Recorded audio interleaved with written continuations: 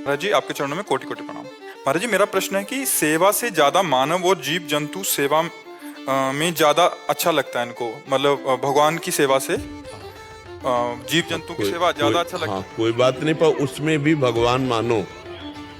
बिना भगवान माने जो सेवा होगी वो पुण्य होगा, लेकिन जब हम भगवत भाव रख लेंगे तो वही हमें भगवत प्राप्ति करा देगी। समझ रहे ना?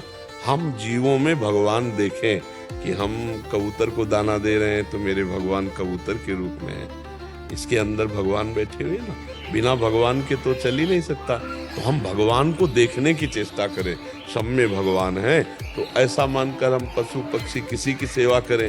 देखो, कुत्ते में भगवान का दर्शन किया नामदेव जी ने। जब रोटी बना रहे थे ठाकुर जी के लिए, तो कुत्ता मुंह में रोटी दबा के भागा। अब वो घी गरम कर रहे थे, इधर उधर कुत्ता रोटी लेके, तो दौड़ते हुए पीछे जा रहे हैं, कह रहे भगवान सूखी रोटी मत खाओ, घी भी तो आपके लिए, चुप रह लो।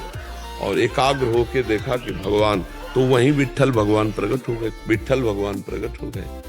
तो अगर हम पशु पक्षियों में भगवान को देखकर सेवा करते हैं तो भगवान की बहुत सुंदर सेवा है। अलग से अगर मूर्ति सेवा नहीं करते तो कोई परेशानी नहीं, पर भगवत भाव उसमें करना। भगवान उन रूपों में भी है। आप खूब मन लगाकर उन जीवों की सेवा करो।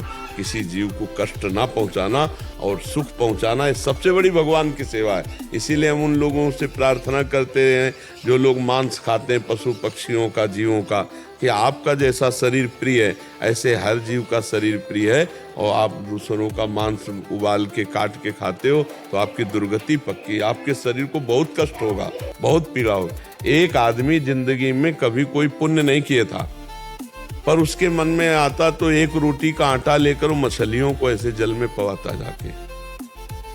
तो जब नरक में जाने के लिए उसकी तैयारी हुई तो देखा गया कि इसका पुण्य क्या है। तो बोले इसने मछलियों को, और मछली का अवतार एक बार भगवान लिए, मत्स्य अवतार लिए ना, मत्स्य अवतार, वो नरक से बच गया।